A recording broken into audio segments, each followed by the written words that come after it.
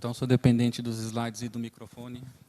E eu vou tentar, então, a proposta seria mais de conversar, mas eu vou precisar partir o que eu vou falar em algumas partes para conversar com os colegas. Isso aqui é parte de uma pesquisa minha, que a inquietação principal era pensar a ética do pós-humano. Eu venho de uma tradição de pesquisa sobre letramentos, pensar a prática dos letramentos. Em algum momento eu comecei a me preocupar, quando os computadores entraram nisso, em quem seria o autor, quem é que escreve, quando a gente escreve, quem é que lê quando a gente lê. E por diversos caminhos eu vim parar aqui. E o que eu, então, trouxe, né, as fake news, para mim, estão dentro de um quadro maior, que é um quadro de transformação, de certa forma, de deterioração da esfera pública, e para a construção de um novo jeito de fazer as coisas, que a Edviges acabou de falar, a gente não volta, né? Mas temos muitas pontas soltas e muitos aproveitadores puxando as pontas para onde eles querem. Então, para falar para vocês, a ideia de que a notícia, o jornalismo é importante para a democracia, eu parto dessa ideia do Jürgen Habermas, né? Da esfera pública, como essa idealização dessa discussão em torno do que é público, do que é o interesse público, da realidade, né, de um país, de uma nação, feita em torno das notícias, né? Então, a imprensa com esse papel.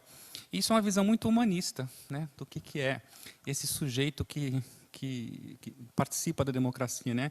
É a ideia do sujeito liberal, que ele é, primeiro, ele é humano, ele é diferente das máquinas, dos bichos e de tudo mais, tem uma excepcionalidade que lhe confere autoridade, ele é racional, ele é autônomo, e quando a gente olha o que tem acontecido, né, nos últimos anos, especialmente nessa área da política, da grande política, etc. e tal, a gente vê essa, digamos, que a gente chamaria de uma nova esfera pública, que, de novo, é uma idealização, ela está em construção, a gente não sabe o que é, mas você tem algumas mudanças importantes, né? É muito mais importante hoje mobilizar emocionalmente, né, a quem está discutindo política e influenciar, né, ou seja, descobrir do que ele tem medo, quais são os seus desejos e dizer o que ele quer ouvir, bombardeá-lo com isso, né, do que, na verdade, sujeitos racionais que se respeitam, se escutam conversando. Não sei o quanto a gente vai conseguir voltar, né?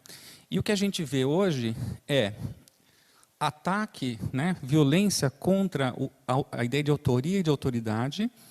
Por um lado, essa ideia de um relativismo idiota e de uma liberdade de expressão que não é liberdade no sentido real da palavra, porque eu tenho liberdade de falar, mas não tenho liberdade de agredir, né? A liberdade pragmática de dizer o que eu quero e ferir quem eu quiser.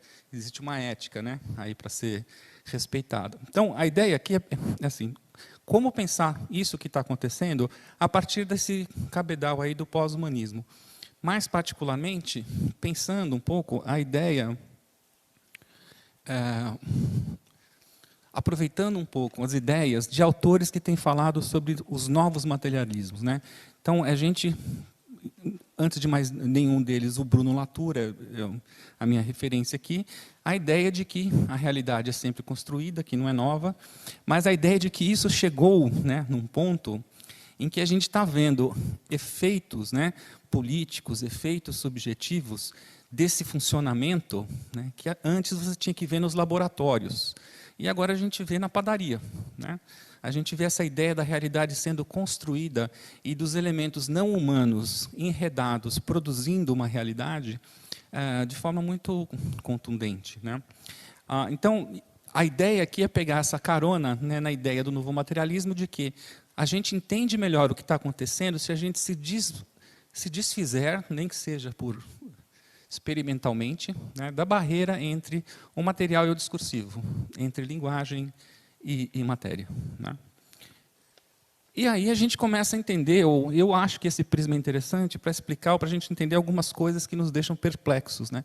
Então, por exemplo, produz-se agora, está se investindo muito em produzir carne de laboratório. Então, você é parte de célula-tronco, de manobras genéticas e tal, e você cria lá um hambúrguer que nunca foi uma vaca.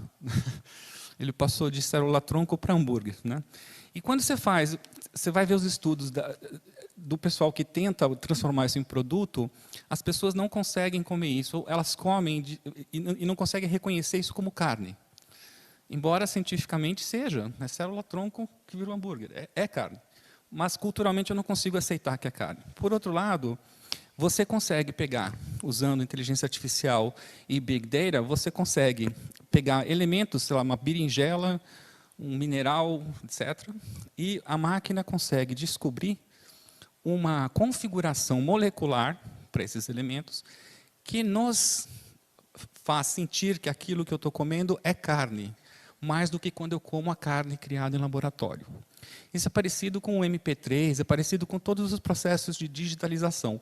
Você tem certas perdas que são desprezíveis, porque os sentidos humanos não conseguem notá-las. Elas não constituem uma diferença que faz uma diferença. Né? Então, você perde algumas faixas do som, você comprime o MP3, para mim continua sendo música, mas está faltando coisas que eu não ouço mesmo, então, para mim, não está faltando. Mas está. Né? Então, as pessoas gostam desse tipo de hambúrguer, os não vegetarianos, né? Mas elas não gostam dessa carne fabricada em laboratório. Você tem vários experimentos rodando aí de reconhecimento de face e de sintetização de rostos, né? Tinha esse site muito interessante que saiu do ar agora. Quer dizer, o site não saiu do ar a página associada em que o pesquisador pedia para você explicar para ele que rosto era aquele, o que aquele rosto culturalmente te transmitia. Porque uma das características da aprendizagem de máquina é que ela é opaca. Né? Depois a Esther pode me corrigir ou melhorar essa. Você consegue fazer com que a máquina reproduza um resultado com grande precisão, mas você não consegue que ela descreva para você como ela fez aquilo. Então, você precisa de um ser humano para explicar.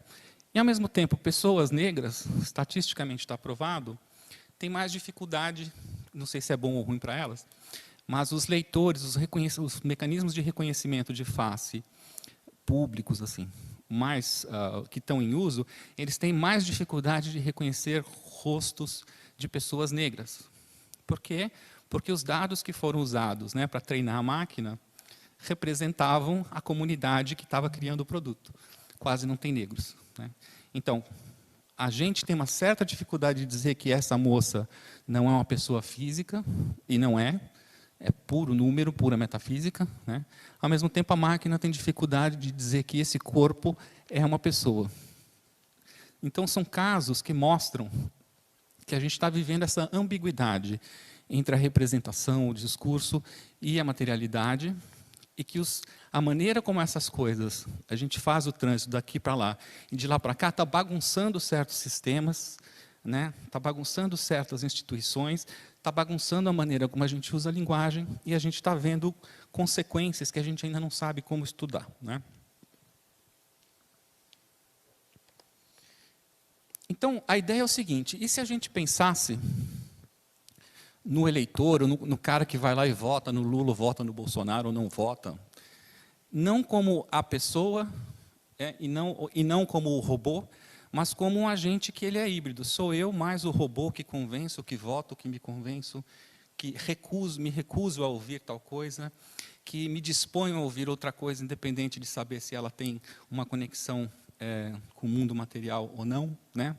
E a gente, então, poderia pensar esse sujeito que vota como um ciborgue, ou seja, como um híbrido de organismo biológico e sistema cibernético ou computador.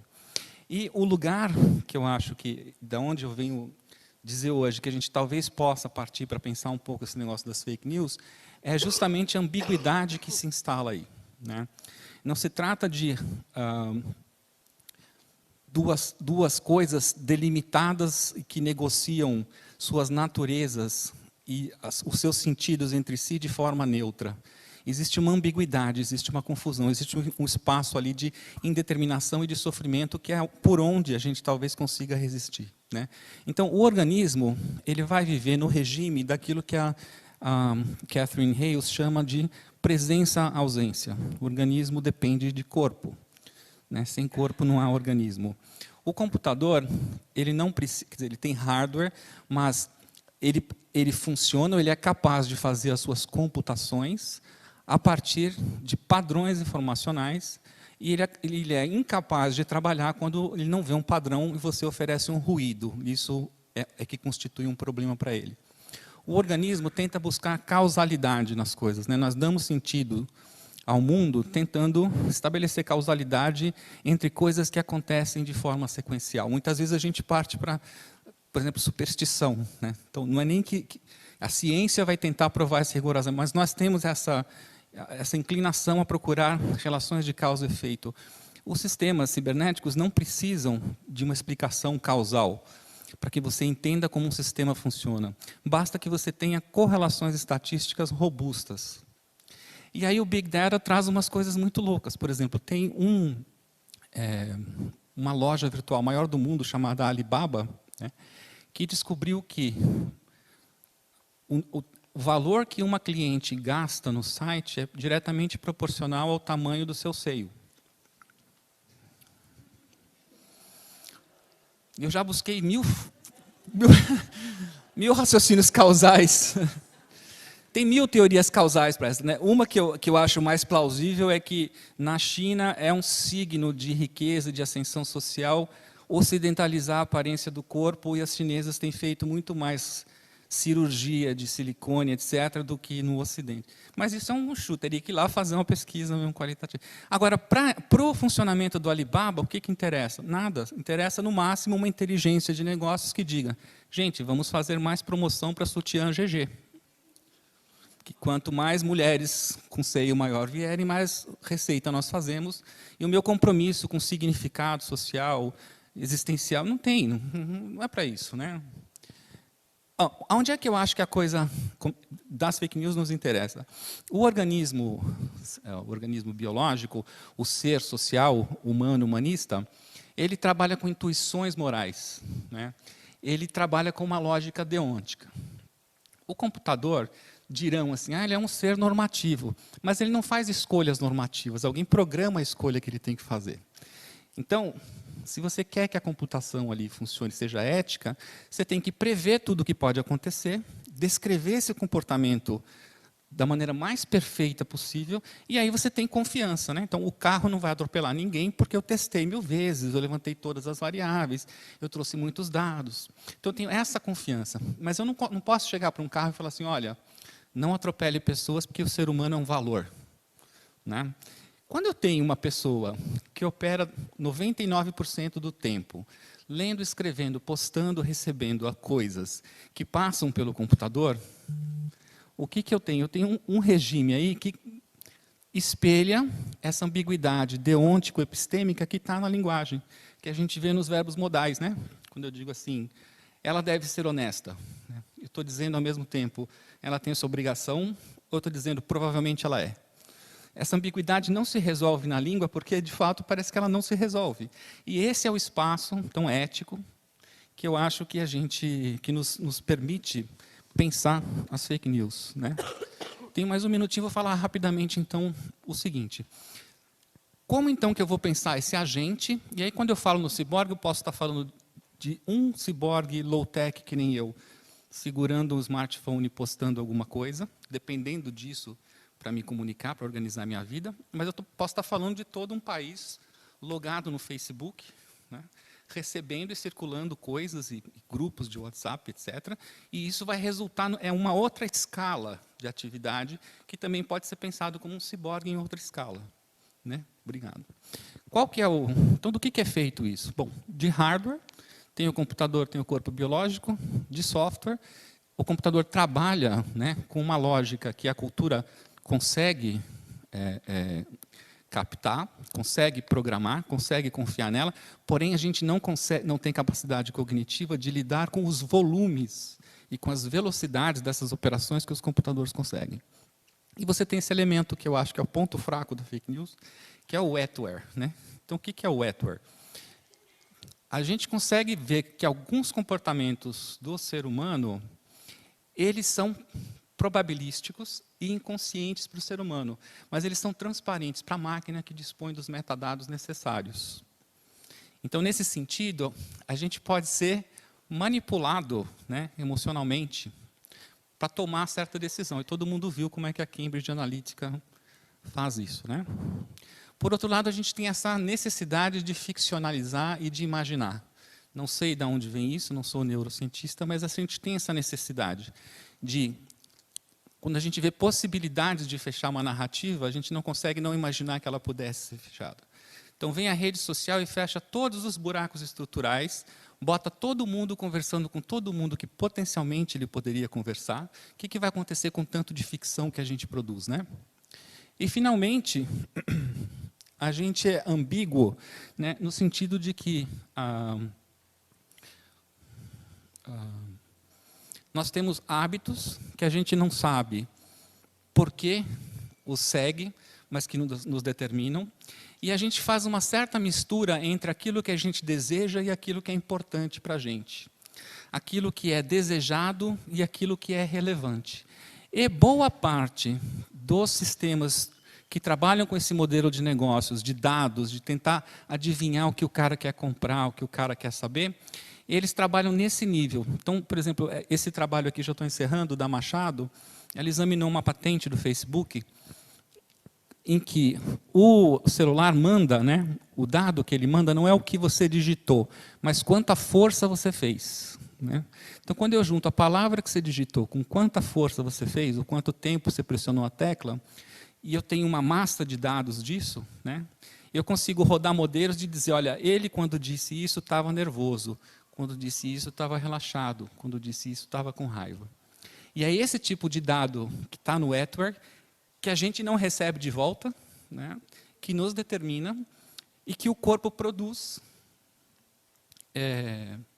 O corpo ciborgue produz, mas na hora de processar, ele vai passar por essa moral ambígua. Né? Não tem quem pare e diga, mas sentir isso nesse momento afeta como a minha forma de agir e a partir de que imperativo categórico eu devo agir. Então, era isso por enquanto.